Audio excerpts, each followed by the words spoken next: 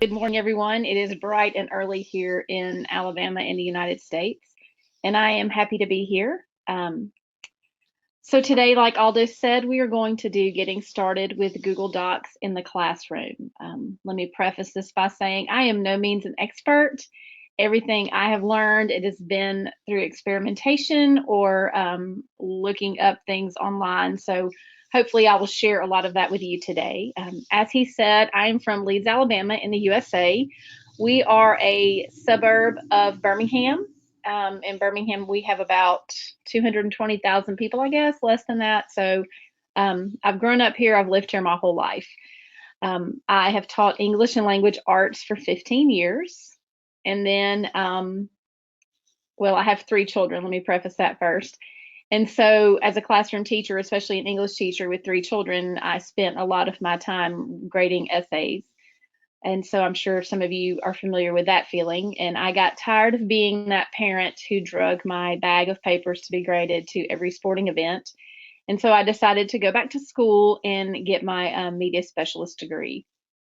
And little did I know that becoming a media specialist or a librarian would lead to such a love of technology. But we started immediately with different technology tools, and I just really felt like this was where my heart was going to be. I knew it was where our teachers needed to go. I knew it was where our students needed to go. And so that kind of inspired me to want to teach my teachers about technology. I went into the library not just because I love books and I do love connecting students with books, but I also love helping teachers.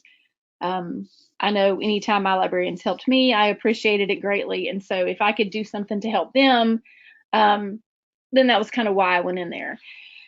And so 5 years into being a librarian, I spend about a third of my time doing books and about 2/3 of my time with my teachers, learning new things, incorporating new things into our school, and just enjoying being a right hand to them as we go. So again, I enjoy working with teachers. I love integrating technology. I love finding new technology tools for them. I really enjoy going to conferences. My principal has been wonderful and has allowed us to attend the Future of Education Technology Conference in Orlando, Florida for the past 2 years. I highly recommend it if you ever get to go to a national or international conference. It was amazing. I met a lot of great people and learned a lot of great things, and this has kind of just helped me to continue my love of technology. And so currently the only thing I really have to brag about is I am a Google Level 1 certified educator, and I'm going to start, or I'm working on my Level 2. I haven't taken the test yet. And if you don't know what that is a test provided by Google that just really takes you through every tool that Google uses. You do YouTube and drawings and classroom, and you do just basic tasks on this test, and you get a little badge to put in your email. But I was very proud of that badge. It's a $10 test. It takes about 3 hours, and it is well worth it. I will tell you that there are a lot of people online who want to charge you $300 to prepare you to take this $10 test, and I would encourage you not to. It's very easy to do it on your own. It is time consuming, but it is not a difficult test. And it just gave me some confidence when working with Google. And I'm really excited to take this Level 2 test and to increase my knowledge of Google and to see what else there is out there, and hopefully to become an innovator and all those things that you can do after that. So that's a little bit about me. So we're going to cover today some things.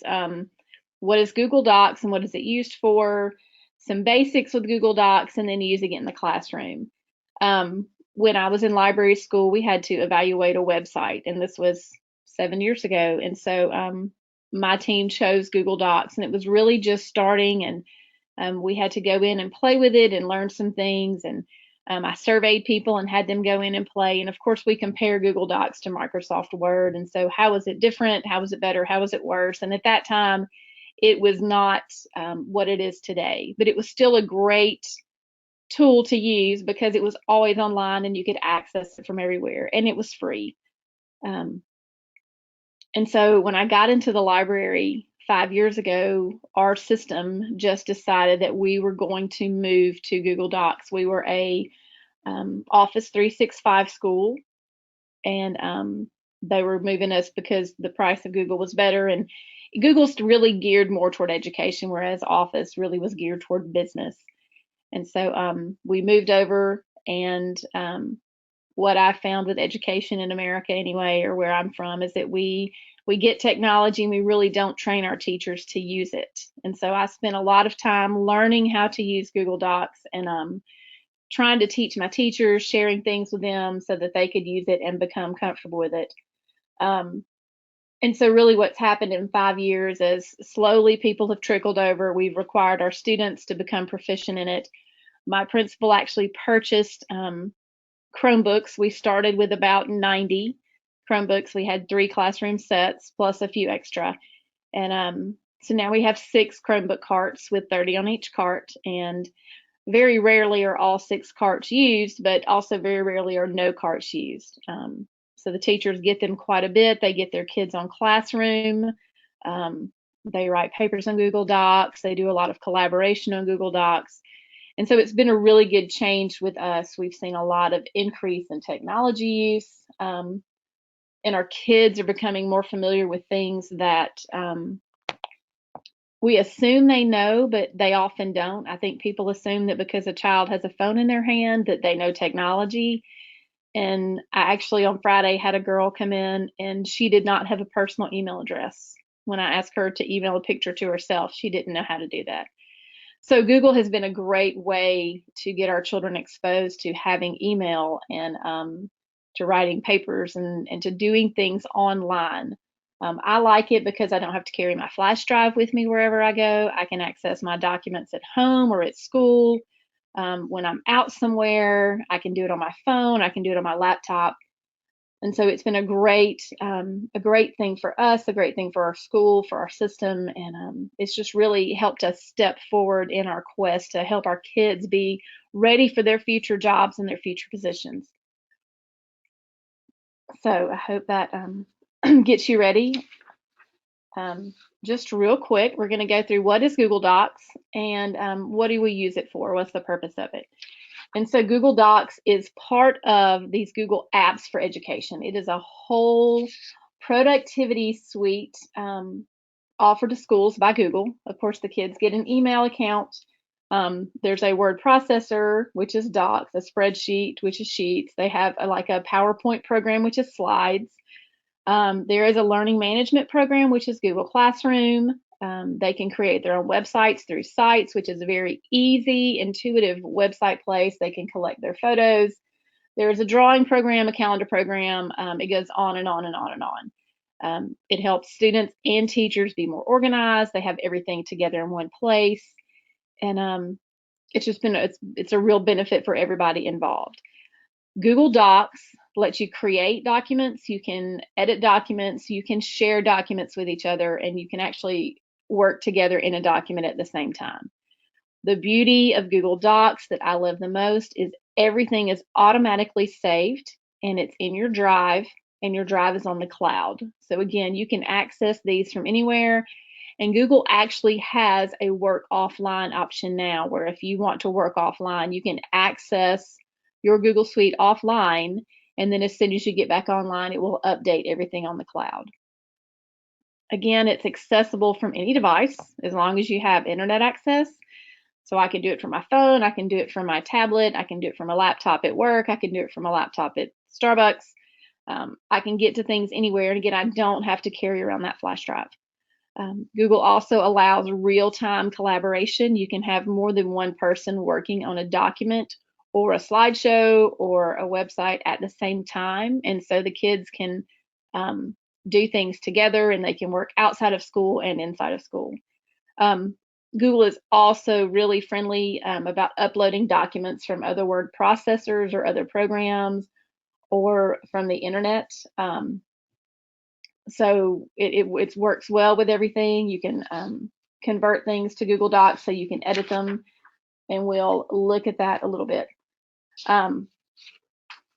So now the fun part, we're going to look at some basic things you can do in Google Docs. And I just want to prepare you that I'm going to be in Google Docs actually doing this. You can follow along if you'd like in your own document, or you can just watch. Please, if I do something crazy or have a question, please type it in the chat and I'll go back and address it later. I just want to, it's easier to show you Google Docs than it is to talk about it. So first of all, getting to Google Docs, I'm just going to open a new tab, and I'm already logged into my Google. And I don't know what everybody else calls it, but at my school, we call this the waffle. And so if I click on the waffle, it brings up everything I have in Google. And I'm going to click on my docs. And that's the easiest way to get into your Google Docs. So I've got everything. I got things in here. If you look, tons and tons, it holds everything. So to start a new doc, I'm simply going to click blank. And that's how you open a new Google Doc. You can also go to docs.google.com/new, and it will bring you to a new untitled document as well. So here we are. We are in Google. And so there are a lot of things that you can do. One thing that is important in Google Docs is titling your doc. I can't type. And so once I have typed something in, I can come up here. This says untitled document right now, and I can click on it, and it's going to take my first amount of text and make it the title of my document. And so that's great and wonderful. My advice is to make it organized in your drive. You can date it, and that will make it a little easier to find later. You can be specific about what it is. If it's a lesson plan or if it's an essay, you can put the title of the essay. But the more specific you are in the title, the easier it is to come back and find in your Google Docs later. So my comparison to Google Docs is a lot like is comparing it to Microsoft Word. And again, I said before, it has come a long way in the 7 years I've been working with Google Docs, and things are a whole lot easier to find now than they used to be. But one of the first things we want to look at is formatting. And so if I come here to File, and I'm going to format my margins, I'm going to come all the way down here to Page Setup, and that's how you format. You've got your orientation, you've got your margin sizes, and it's real simple. If I want to make these 1-inch margins, I just change it all, and I hit OK, and my document now has 1-inch margins. You have your ruler here, again, if you want to change anything else there. So again, your bar here has everything you need, basically. You've got your print icon. Google Spell Check is now actually on the bar. It didn't used to be. It used to be hidden in the Tools section, and I think you can still get it to the Tools section. But if you want to do a quick spell check, you just click on the bar, and there it is. You can do your styles here if you are writing an essay or an outline and you want to put titles, then you can do your titles. If you have created your own, then you can actually make your Google titles format the same way throughout your document. So you're going to apply this heading, or you're going to update heading to match what you're currently doing. And so it will do it in the same font, and it will do it the same size you choose. Here we have fonts. And Google doesn't come with many interesting fonts when you first start in Google Docs, but they have the option. You can click more fonts, and you can add all of these fonts that you choose to add. You can do it by script. You can show all fonts or the popular ones. There are also fonts out there you can download that are free to put in your Google. So if you're not happy with what Google has to offer, then you can add your own fonts. So then we can bold, italicize, underline. You can change your text color in Google, and this is great when collaboration is occurring because each student can pick their own color and they can type along the same thing as they're doing those things. Inserting, if you need to insert a link here, then it gives you can do the text and then put the link in there and apply it, and it will hyperlink it for you. Which is great for hyperdocuments. If your kids are working on a hyperdoc or you want to create a hyperdoc in class, then that's one of the best ways to do that. Here are your alignments, everything you would need, left, center, right. You can justify it, your spacing, double spacing, and then your bullet points and all that. Again, everything's pretty obvious here now. It didn't always used to be that way, but it is now. So you can insert images, tables, and for a table, again, you just pick how big you want it to be, and it creates your table. You can insert drawings, and you can draw here, or you can bring something up from your drive. You can do charts, graphs, all these things. If you need to create them, often you're going to have that data in your sheets, and so you can bring it straight over from your Google Sheets. Other important things, it has math. So if you're typing in an equation, it will do it for you. I'm not a math teacher, but you see how it creates math equations. And so it's really real easy for the students to type in their math homework if that's what they want to do. And then you have your headers and page numbers and all of those things that you can do on any other word processing program. Something we require our kids to do often is a word count. So it's very simple in tools, and you come here and you have your word count right there. So Google automatically saves. If you look, every time I type something new, then it is saving it right here at the top. So everything is always updated, everything is always clear, and so you don't have to worry about losing your information like you do in old word processing programs. Makes things easier. The kids don't have to worry about it. Of course, if they go back and forth, then they might forget in the old program, but it's just really easy and really convenient if they don't have to hit save all the time. So when you have a Google Doc and you want to send it to somebody, in an old word processing program, you had to save it and then take it out and email it. And so the beauty, one of the great things about Google Doc to me is this share button right here. And so right now, only I can see this document, but if I hit share, then I can enter an email address, and I'm just going to share it with myself. Then I can share this document with other people. And so it sends them a notification in their email that you have shared this document, and they have access to it. Now you can choose what they can do. If you give them full access, they can edit the document. And that's what you could do with collaboration. You would want other people to be able to edit. They can just comment on your document. They can go down the side and say, hey, this is great, this is bad. Or you can merely just make them see that document. And so when you're sharing, you have options. And you can write them a note. Please read this and edit. So then I just send it to the person I'm sharing it with, and they have a copy of it in their Google Drive. If they don't have Google Drive or Google account, it's going to be very difficult for them to see this. So if that's the case, if you want to send it to someone without Google, then you're going to need to get the link.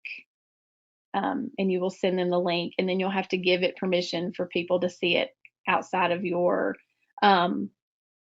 network, and then they'll have to download it.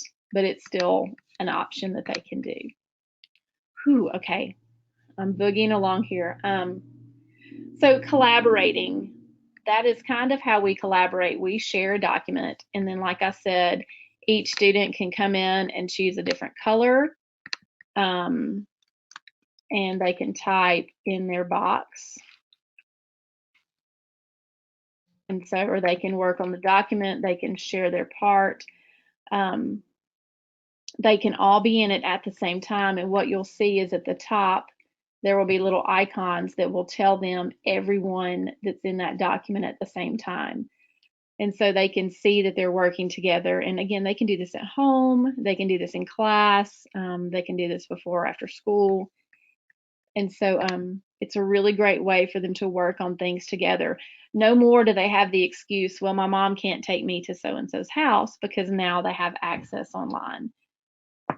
And so again, they can do it from their devices, and they can go to the public library. And so we've taken out that that problem that we've always had with group work, with kids getting together outside of school, and now they have access to everything from their computers. One of the great things about Google is commenting. And so I can come right here. Well, I can't comment because it's my own document. I have an example here. So this is my daughter's essay that she did for her English class. And right here, her teacher has highlighted a passage and then has come over here and made a comment. So her sentence is awkward. And so as a teacher, I can go in and I can make these comments when they share their essays with me. And you want to make sure, even in group work, that they're always sharing with you and the rest of the group, so you can monitor what goes on that document. But once, if this is my paper, then I can hit resolve and hide that discussion once I've fixed that problem.